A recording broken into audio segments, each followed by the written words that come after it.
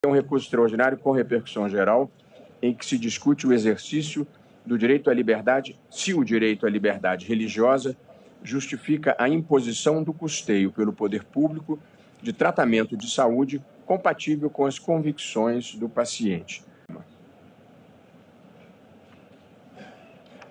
Seja bem-vinda, doutora Elisa.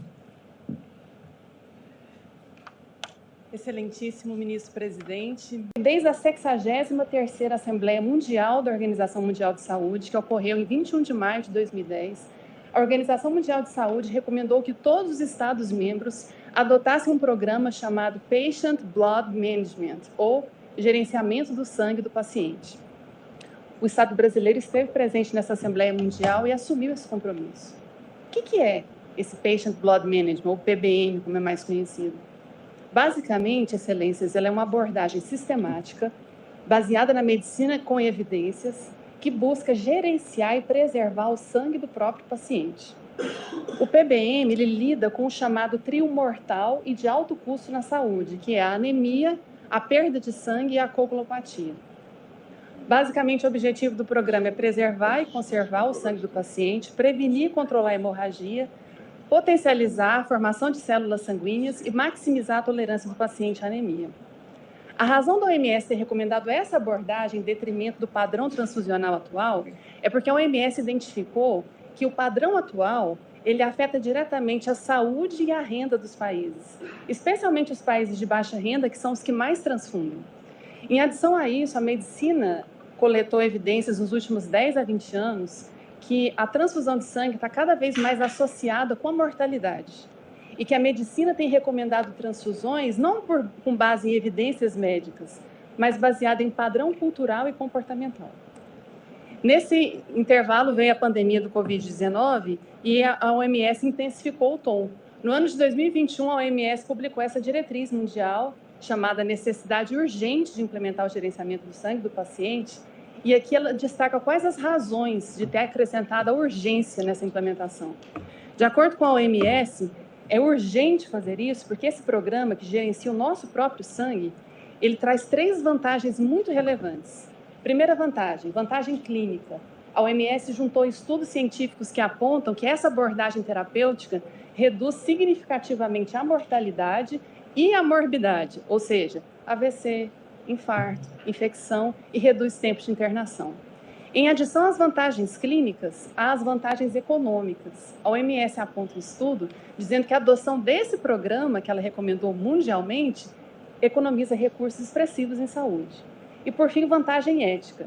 Se é melhor para o paciente, se reduz morbidade e mortalidade e sai mais barato para os cofres públicos, a adoção desse programa não pode ser simplesmente uma opção. Ele precisa de ser implementado. A soma dessas 3 vantagens, aliada aos riscos das transfusões de sangue e a carência de sangue nos hemocentros, que inclusive é uma realidade aqui no nosso país, fez com que a OMS acrescentasse a palavra urgência na implementação desse programa.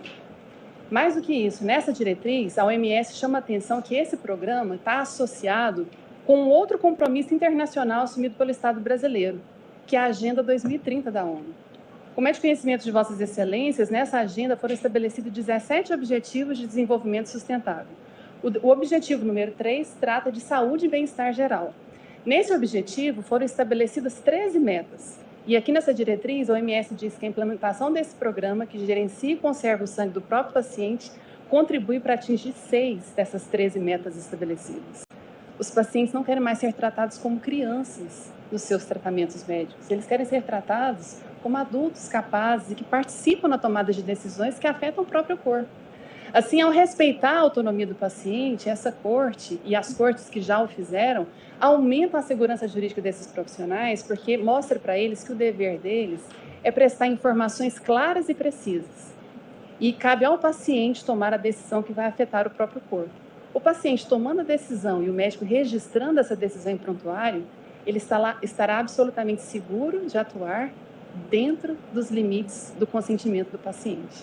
Os nossos profissionais médicos merecem essa segurança. Ao se reconhecer o direito delas de participar no próprio tratamento, o direito de todos os pacientes será fortalecido. Excelências, é uma questão de tempo. Todos nós seremos pacientes. E naquela hora, em que nós estivermos fisicamente fragilizados, certamente nós gostaríamos de ser tratados como sujeitos de direito e não como objetos da prestação de assistência médica. Naquela hora, nós vamos querer que a equipe médica que nos assistirá fará tudo possível dentro dos limites que nós estabelecemos para o nosso próprio tratamento e que a nossa fragilidade clínica em nenhum momento diminuirá o integral respeito que as nossas escolhas existenciais merecem.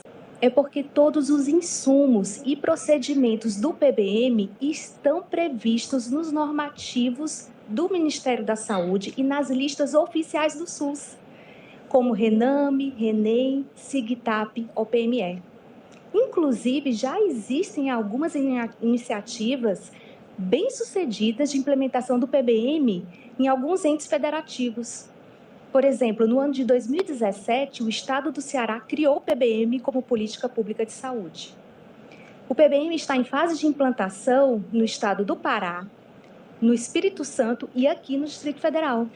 E, recentemente, iniciou-se estudos de implementação do PBM no estado do Maranhão.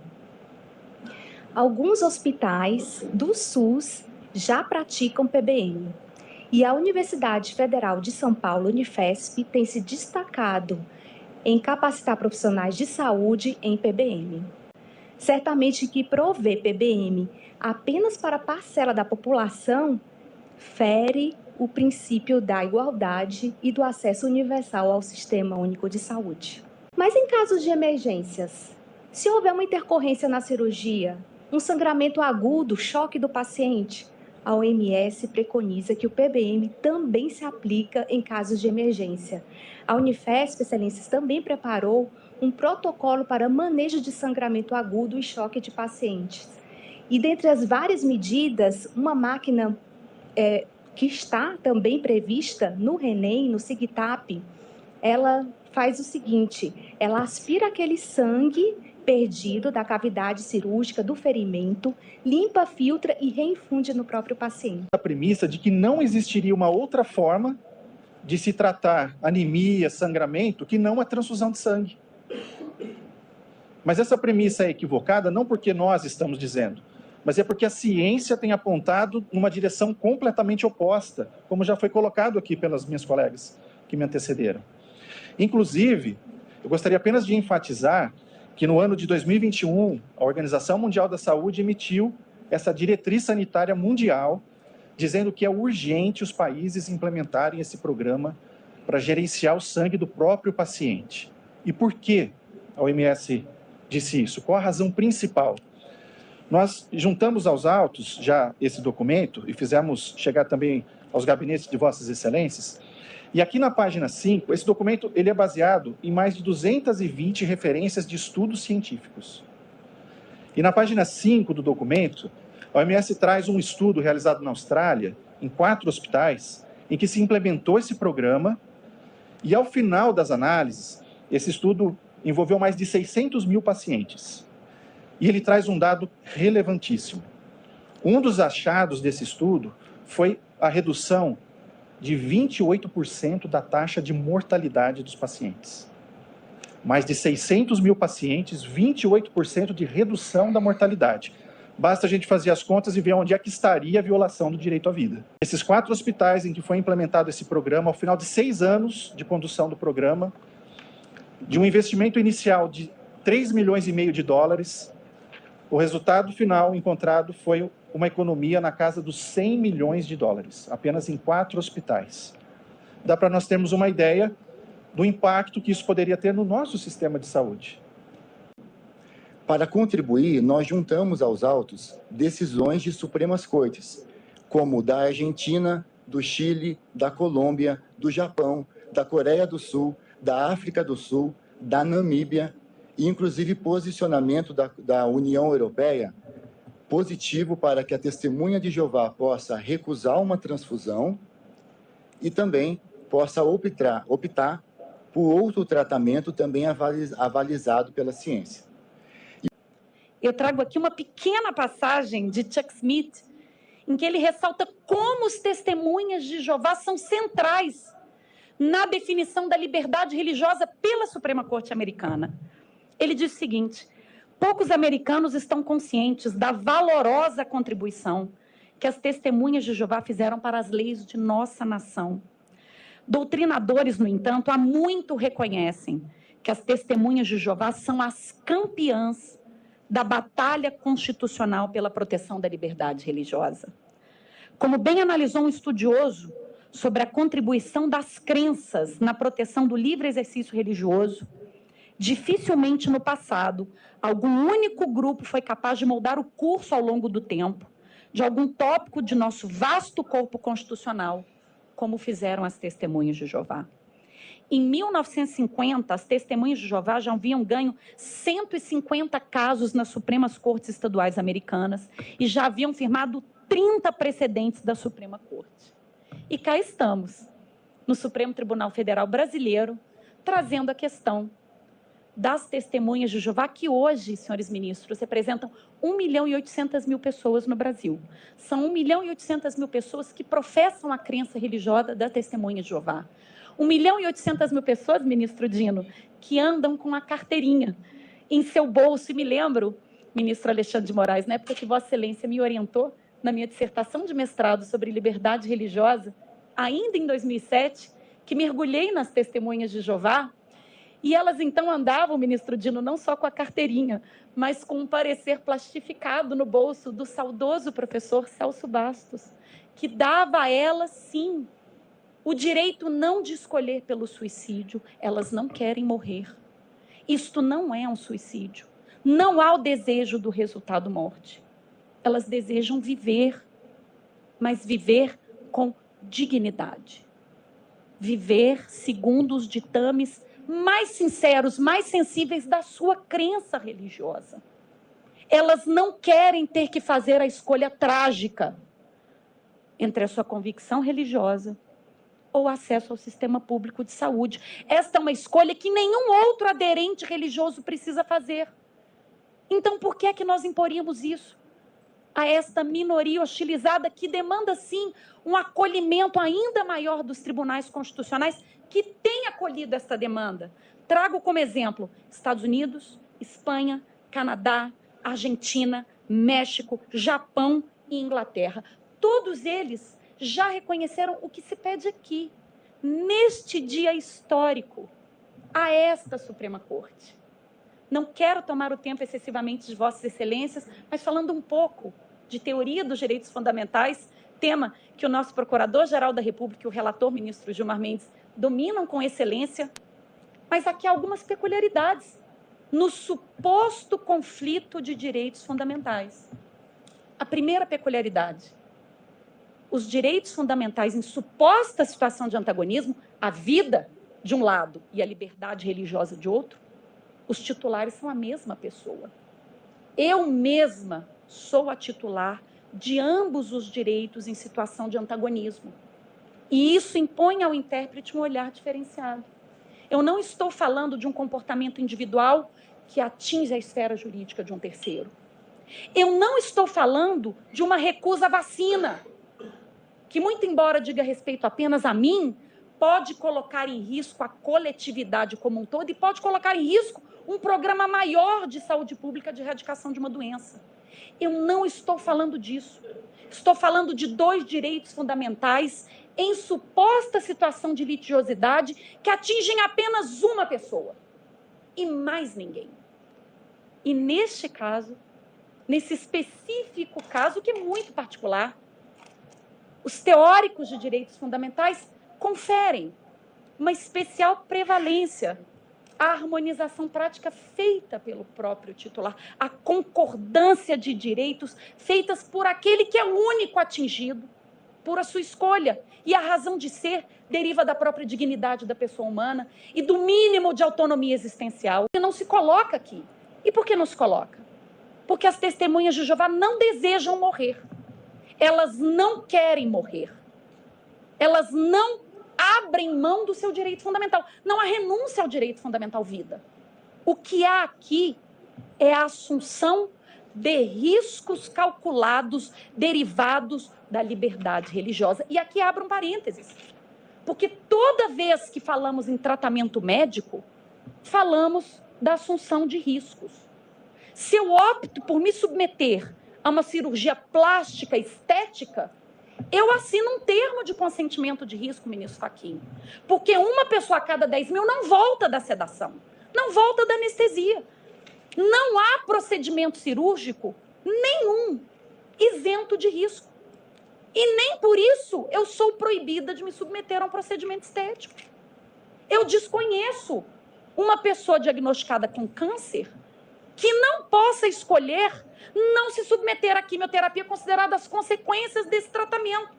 Muito embora isto implique na assunção de um risco maior do evento que não se deseja, que é o evento morte. Eu também posso me voluntariar a um tratamento experimental de uma determinada doença e, com isso, me submeter ao risco de este tratamento me levar ao evento morte, que eu não desejo. Mas assumir riscos faz parte de todo e qualquer procedimento médico. E não compete ao médico substituir o paciente, entendemos nós, na escolha dos riscos que ele está disposto a correr. Pessoa, primeiro que a senhora mencionou, maior, capaz, etc., é claro que a vontade do paciente não pode ser subordinada do médico, estamos de acordo. As situações são outras, que são os hard cases.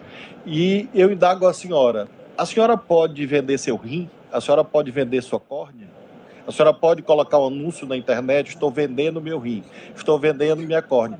Por que eu faço essa pergunta de colisão radical de direitos fundamentais? Para lhe dizer que o caso não é tão simples quanto aparenta. Porque a senhora não pode vender seu rim. A senhora não pode vender sua córnea. Mesmo a senhora sendo maior, capaz, inteligente, a senhora não pode. Porque há limites legais. Então, nem tudo é disponível quando se fala do corpo. Apenas para me lembrar isso. Respondendo a Vossa Excelência, é porque não há o direito fundamental de gerar lucro a partir da alienação do corpo. Mas eu tenho o direito fundamental de professar a minha crença e de me autodeterminar segundo a crença que eu professo. Então, talvez a comparação, sei que foi no limite, esgarçando o fundamento, mas talvez a comparação não revele a sinceridade, a honestidade e a centralidade. E muito do que se resiste, e a colega que me antecedeu falou muito bem, a partir do momento em que a recusa ao tratamento veio acompanhado da motivação religiosa, a AGU sumiu. Ela foi intimada 17 vezes a falar e ela sumiu. E aí, com todo respeito, ministro Dino, não podemos ignorar o fator da pré-compreensão do fenômeno religioso mesmo, da heterodoxia, da não aceitação do diferente, do dogma que foge do ordinário, que motivou a perseguição às testemunhas de Jeová pelo mundo todo. Não se compreende, não se aceita. Mas a fé e os dogmas de fé não são racionalmente apreensíveis. Para muitas pessoas, idolatrar uma estátua não faz sentido nenhum. Para outras faz. Para umas pessoas, receber um pedacinho de pão na boca não faz sentido nenhum. Para outras, é o Deus vivo. Para muitas pessoas, um copo de vinho nada fala. Para outras é o sangue. E para muitas pessoas, receber um tratamento, uma transfusão forçada de sangue, é uma violação. E aí aproveito para completar o colega que me antecedeu, há um trauma gigante das transfusões compulsórias recebidas por testemunhas. Fala-se em morte em vida, dada a centralidade, a honestidade desse dogma para as aderentes. E é por isso que elas se socorrem das Supremas Cortes como instrumento de proteção da sua própria... E na questão do PBM, esse estudo que foi feito na Austrália, e foi um estudo robusto, com 600 mil pessoas, um estudo médico de 600 pessoas já é robusto. De 6 mil pessoas é muito forte. Nesse, durante 6 anos, foram estudados os resultados da implantação do PBM em 600 mil pessoas. E o resultado financeiro, porque eu falei que eu ia falar de dinheiro, foi uma economia de 100 milhões de dólares. Nós estamos falando de R$500 bilhão economizados na implantação desse programa nesses hospitais específicos lá na Austrália. Então, talvez a gente pudesse até repensar a questão do 952. Porque a questão é, o Estado deve custear o tratamento de uma testemunha de Jeová que recusou a terapia? Na verdade, não.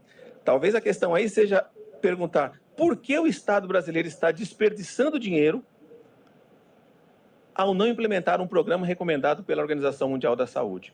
Uma sentença no Rio de Janeiro, a sentença da Justiça Federal,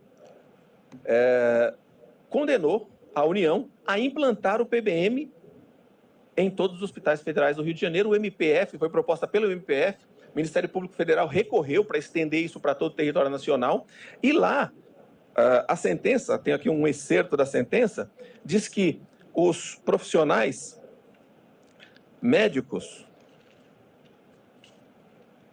diz aqui, excerto da sentença, embora existam normas gerais e diretrizes, as atribuições não são desenvolvidas, abre aspas, de maneira coordenada, o que prejudica a otimização e o controle das ações voltadas ao PBM. Sanitária. A Constituição Federal de 88, ela estabelece um paradigma muito claro de democracia sanitária. Uma democracia que é pautada pela redução da assimetria de acesso a tratamentos. Veja o caso em questão. Em um estado tem, no outro não tem.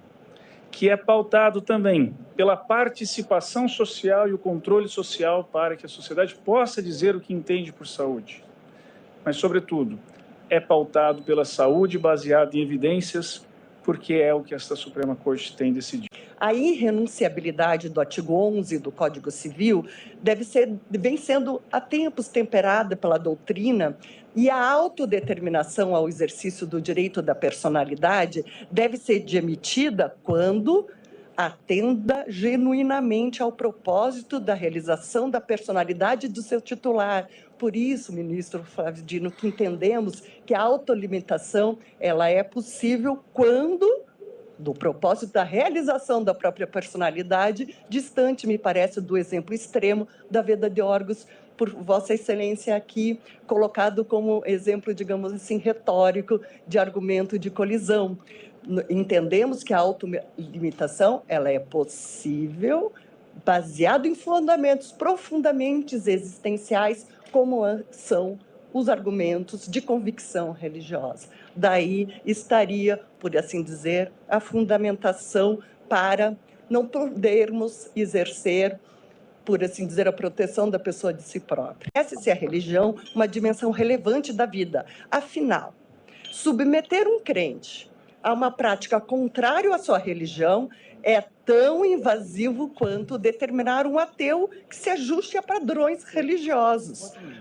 Não cabe a um particular, não cabe ao médico, não cabe às instituições de saúde, ao hospital, não cabe ao Estado, nem mesmo ao Estado juiz, exigir que, para acesso a tratamento de saúde, a requerente e sua comunidade quebre suas convicções e se torne órfã de si mesmo. Assim, confia e espera o Instituto Brasileiro de Direito Civil. Agradeço a atenção. Muito obrigado à professora doutora Ana Carla Raumatchuk Matos, que também ouvimos com muito prazer e atenção, como as demais sustentações.